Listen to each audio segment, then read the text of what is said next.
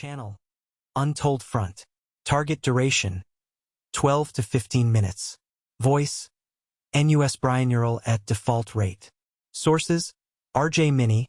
Carve Her Name with Pride. 1956. Tania Szabo. Young, Brave and Beautiful. 2015. SOE Personnel Files. UK National Archives. HS 9/1435. MRD Foot. SOE in France. 1966. Imperial War Museum Oral History Archives. In the Imperial War Museum in London, behind a pane of glass no thicker than a windowpane, there is a George Cross.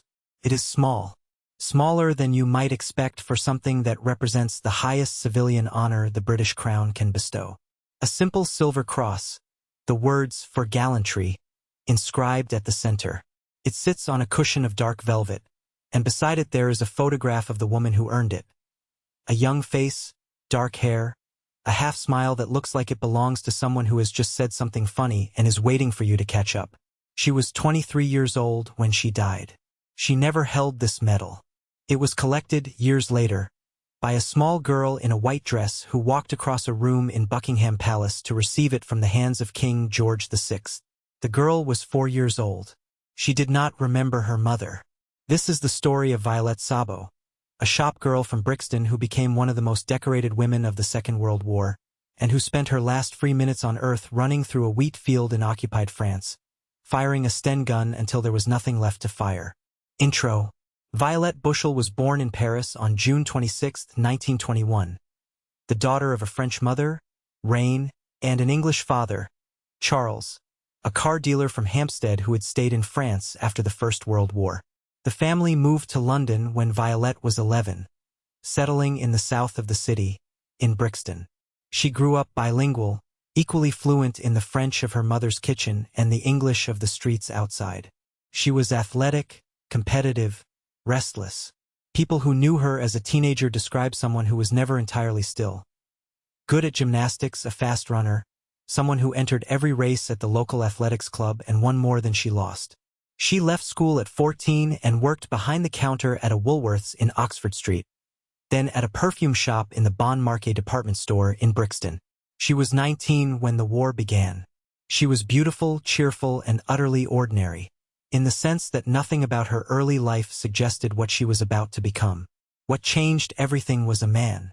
At a Bastille Day celebration in London in 1940, she met Étienne Szabo, a French Foreign Legion officer, dark-eyed and serious, 11 years older than she was. They married within 42 days of meeting. The speed of it was not recklessness. It was wartime.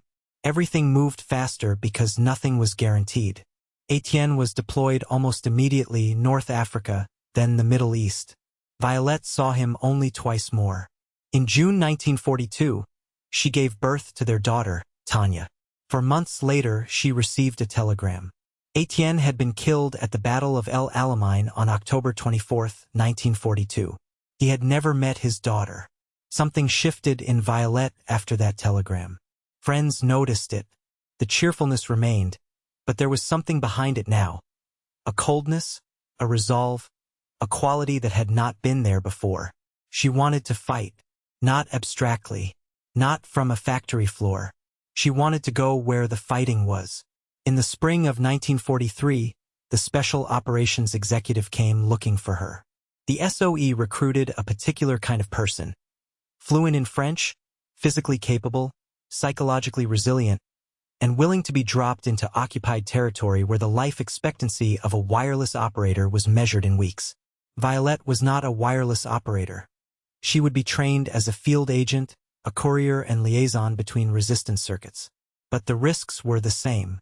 She passed the initial interviews and entered training at the SOE's network of country houses across England and Scotland. She learned to shoot, and she was exceptional at it. Weapons instructors noted her accuracy with a .32 revolver and a Sten gun.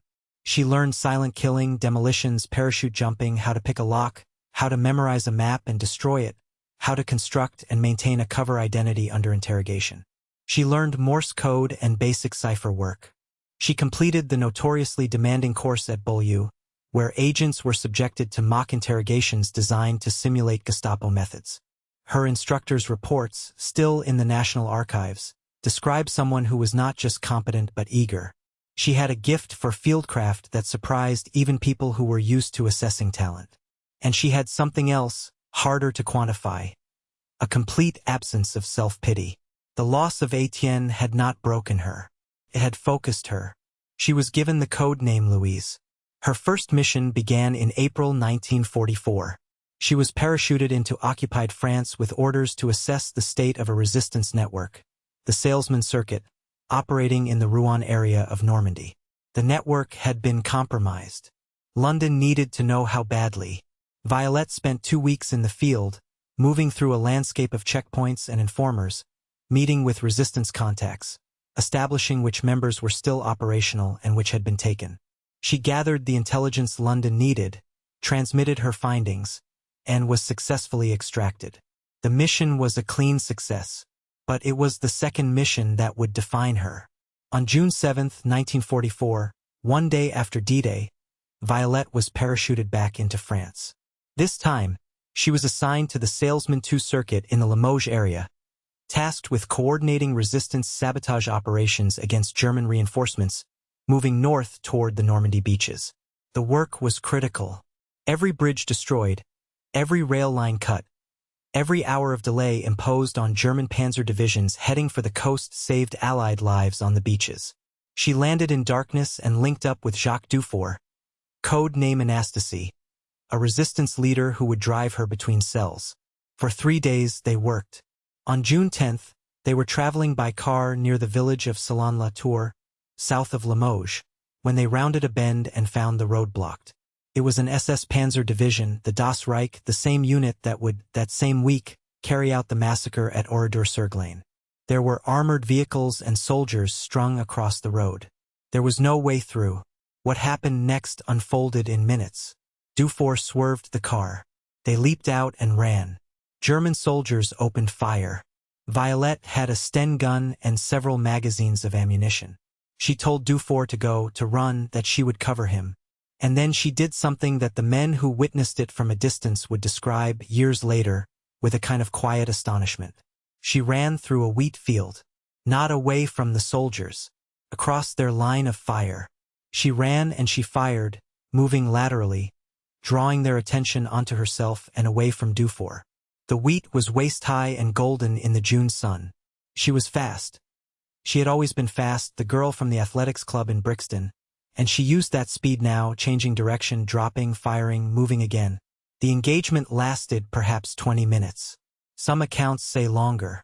Dufour escaped. Violette kept firing until her ammunition ran out.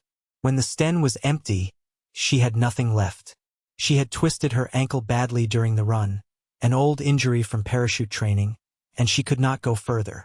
The SS soldiers who captured her found a young woman sitting in a wheat field, breathing hard, surrounded by spent cartridge cases, with an empty gun across her knees. She was 23 years old. She was taken first to Limoges for interrogation, then to Paris, to the Gestapo headquarters at 84 Avenue Foch, the same building where Noor Inayat Khan had been held the previous year. She was questioned for weeks. The methods used were not gentle. She did not break. She gave her cover name. She gave her rank. She gave nothing else. No names of resistance contacts. No details of sabotage operations. No information about the networks still functioning in the Limoges region. The interrogators could not crack her, and not because she did not understand what was at stake. She understood precisely. In August 1944, as the Allies advanced across France, Violette was transferred to Germany. She was transported in a convoy of prisoners, men and women, many of them SOE agents and resistance fighters. During the train journey, Allied aircraft strafed the convoy and the prisoners were forced to take cover. According to accounts from fellow prisoners who survived, Violette used the confusion to crawl along the train, passing water to injured men in the locked carriages. She had been given nothing. She shared what she found. She arrived at Ravensbrück concentration camp in late August 1944. Ravensbrück was the Nazis' largest camp for women, located 50 miles north of Berlin. Conditions were brutal. Forced labor, starvation rations, disease, executions. Violette was put to work in the camp's labor details. Fellow prisoners who survived Ravensbrück and testified after the war described her as someone who refused to be diminished. She organized. She encouraged. She shared her food when she had almost none. She maintained in conditions designed to strip away every trace of humanity, something that the guards could not reach. In late January or early February 1945, the exact date is uncertain, Violette Szabo was taken from her barracks along with two other SOE women, Denise Bloch and Lillian Rolfe. They were brought to a yard near the camp crematorium. They were shot. She was 23 years old. The war in Europe would end 3 months later. On December 17, 1946, Violette Szabo was posthumously awarded the George Cross, only the second woman in history to receive it. The citation described her courage, her endurance, and her refusal, under prolonged interrogation and in the face of threats, to reveal information that would have endangered the lives of others. The medal was presented at Buckingham Palace. Tania Szabo, who was 4 years old and did not remember her mother, walked across the room to receive it from King George VI. Photographs of that moment show a small girl in a white dress, holding a medal she could not yet understand, given for a sacrifice she would spend a lifetime learning to comprehend. Tania grew up. She became a scholar of her mother's story. In 2015, she published Young, Brave and Beautiful, a biography drawn from family letters, SOE files, and her own long effort to know the woman she had lost. The book is dedicated to the mother she never knew, and it is, in its own way, an act of recovery, the daughter completing the arc that the war had interrupted. There is a museum in Wormlow, Herefordshire, near where Violette trained, that preserves her SOE equipment. The silk maps, the compass hidden in a button, the codes she memorized and destroyed. There is a memorial in Lambeth, where she grew up. And somewhere in the wheat fields near Salon-la-Tour, there is a stretch of ground where, for 20 minutes on a June afternoon in 1944, a young woman from Brixton ran faster than the bullets that were chasing her. Not to save herself, but to give someone else the time to get away. That is not a metaphor. That is what happened. And it is enough. If the story moved you, subscribe to follow the Untold Front. New stories every week.